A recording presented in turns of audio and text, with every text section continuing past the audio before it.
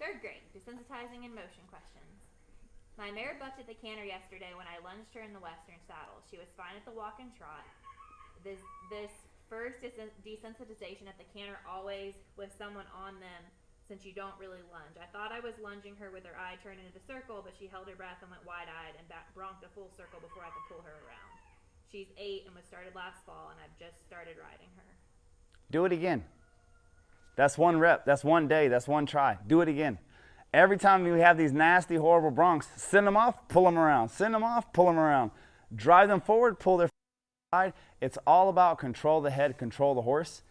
Every time that horse broncs out, you want them to bronc out while you're not in the saddle. And then from there, you're looking to give them the repercussion that you would like to give in the saddle, but it's so much easier to give those repercussions when you are on the ground. So drive the horse forward, pull it around. If anybody was on the Zoom call yesterday, Miss Jack working with a young colt on the Zoom call, and she did just that. He was a little punk of a colt, a little stud colt, dropped off his owner on his head, and they got Jackie. Miss Jackie sends in the video, and the first 5 you see her sending off and pulling him back, sending off and pulling him back. By the time she actually gets a saddle on that horse, you see that horse is just soft and easy, and she could chase behind his butt, and he won't take his head away from her.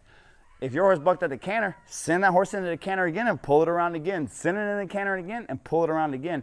Every time you do that, the horse is going to be softer and easier until that horse is butter in the face. When it's butter in the face, it's going to be butter in the butt. What do I mean by that? The softer the steering wheel is, the easier it is to cross over their feet. You cross over their back feet, you take all their power away from them, take away the buck, the bronc, the rear, the run, all those things. Comes from their butt, the easier it is to cross over the back feet, the easier it will be to shut down. Tell us a joke. I'm going to mic check. I got a really bad feeling you didn't turn your mic on. Mic check, mic check. All right. My older gelding still needs work on focusing on me. I don't have his undivided attention yet, working on it. My youngster is very tuned into me, but more easily overstimulated. I have a hard time keeping him circling until I decide to disengage him.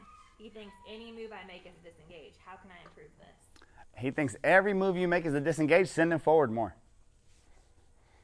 I have rewatched this video a few times and I'm wondering about something. Can you please clarify what passing third grade looks like? Is it not necessarily that the horse is not scared, it's more about how the horse responds to whatever is scary, correct? Yes. We want them to pay attention to us, not run us over and not run away.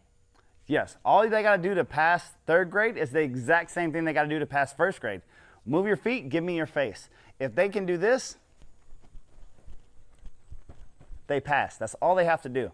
Now, if you pass with an A, you can do first grade with a high level with something scary on their back. Move their shoulders, move their butt, dance with them. Look towards their butt, move their shoulders, send them over, leg yield over, side pass, all from third grade with something scary on their back.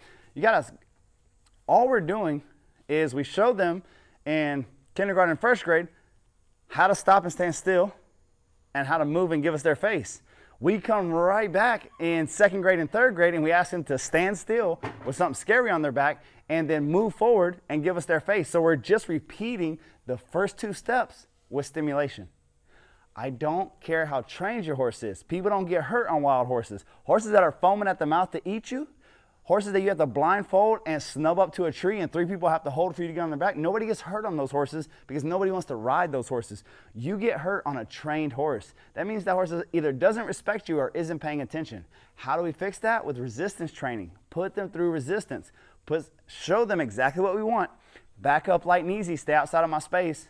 Go left and give me your face. Go right, give me your face. Perfect. Now do it when you're scared. Do it when I scare the bejesus out of you. Do it when there's a tarp on your back. Do it with a flag stick in front of you. If you can get them to do this, that's going to give you the confidence that when you go outside of these walls that you're going to be ready for whatever. Never tell me that you're just a trail rider. The most fancy riders in the world, a reiner, a dressage rider, a show trainer, they know every ounce of that arena, the sand, the footing, every square foot of that arena. They know what's in there, the transitions that they're going to meet, the speed changes that they're going to make. You're a trail rider, you're saying me and my horse are so good together that we can go through the elements. We don't care what's out there in nature. We can handle it.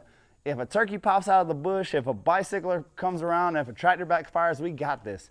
Well, that's a bold statement to make. And if you are saying that, you're saying, hey, I have control of my horse's head. Control the head, control the horse. If you can control the head whenever they are under distress, you'll never be in trouble. Okay, next question. spooking. How does everyone handle it? I've always been told to square up and let them investigate while sitting like a sack of potatoes.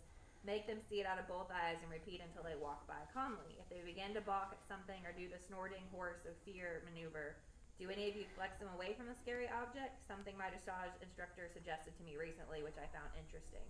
She feels it tell them that it isn't worth paying attention to, so they shouldn't be reactive. Or do you leave them alone altogether if it was a small spook in place as the goal of the Respect series?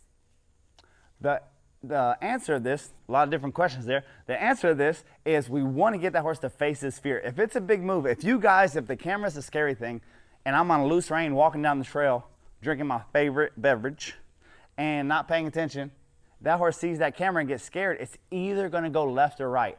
No horse is going to see a bear come out of the woods and rear like a pretty pony or buck in place like a little bronc. No.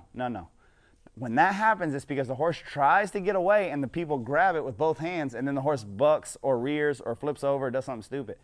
If a horse is afraid, its superpower is mobility. It's going to try to run away. So it sees you, it's going to try to run. The only time I reprimand the horse for being afraid is when they take me away from my path. So if this is my path, this is my lane where I'm trying to go, and they step left, I'm going to grab that joker by the face and bring it towards his butt until his back feet cross over and face up. Then I'm going to give it that loose rein, ask it to go. It'll probably take a step and then try to bolt off to the right, in which case I'm going to turn it to the left until his back feet cross over and face up and give it that loose rein. The key here is I'm going to give it that loose rein. You're very right. If it's a small spook and the horse just tenses up, I'm just going to let a sleepy dog lie, if you will. I'm just going to let it move on by, no big deal. What your dressage rider said, they put it in an interesting way, but they're not wrong. If I'm in a show ring and I'm going down the rail, dressage rider, rail, show ring, only riding, the only time I'm doing that is when I'm inside of an arena and the scary thing's outside the arena. Then I might bend that horse away and push their shoulder into it. That's for a show ring only. Everything in the real world out here, I'm going to face up and have that horse look at it. As long as I can do that, it's not going to run towards this fear. So I know as long as I can get that horse facing up that I just shut down all the forward motion. When cars break down, they don't go. When horses break down, they don't whoa. So as long as I can shut that horse down and get that motion to stop, I know I can keep myself safe. How about the magical ghost that spooks where they react out of nowhere and you can't figure out what it was from? How do you handle that? If it wasn't obvious, I own not one but two Arabians. Awesome. So if you have that, it's all about getting that horse's head right back down below its withers. When the horse's poll drops below its withers, it releases an endorphin to kill adrenaline. So many of the horses, they'll be going down the trail and their head pops up like they're an Arabian, and their tail pops up, gives their keister a cool, fresh breath of air, and then they want to run off because, of course, that's refreshing. Anyhow, if you get that horse to put his head down and be on a loose rein, that's going to take so much of the spook away because when they drop their head, it releases an endorphin that kills adrenaline. So it's all about your ability to say, hey, put your head down. So we're going to show you as we go through the Respect series how to soften that horse and how to make that horse more predictable, more reliable. Boy, Rocket's getting off easy today. All right, so Miss Shirley says, whenever I pick up a flag stick, she takes off running fast and dragging me. What do I do? So you need to go back to first grade and you need to send her off and shut her down more until she respects that halter more than she respects that flag stick. What that tells me is that you didn't do first grade soft enough. You didn't apply enough pressure. So when I'm in first grade, I throw the lead rope at them. I go, I'll pop them on the butt, get them going forward, and disengage them until they soften up the steering wheel. You're telling me that the flag stick is not your issue. The fact that the steering wheel is too tight is your issue, and that's why that horse is dragging you. Miss Bria, I'm sorry that he's quiet on the live feed. I can only run one mic at a time, and I actually have us mic'd up to the camera, so then that way we can post this video again on the membership site with the really clear audio on it. So if there's something you can't hear or you need repeated, it will be posted later this evening.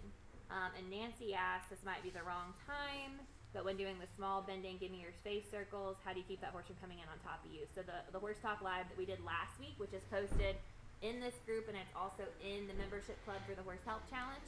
If you go back and rewatch the Horse Talk Live where he covers first grade, he covers all of the issues with that. So that should answer all of your questions for that. Now we're going to stop the recording on this one.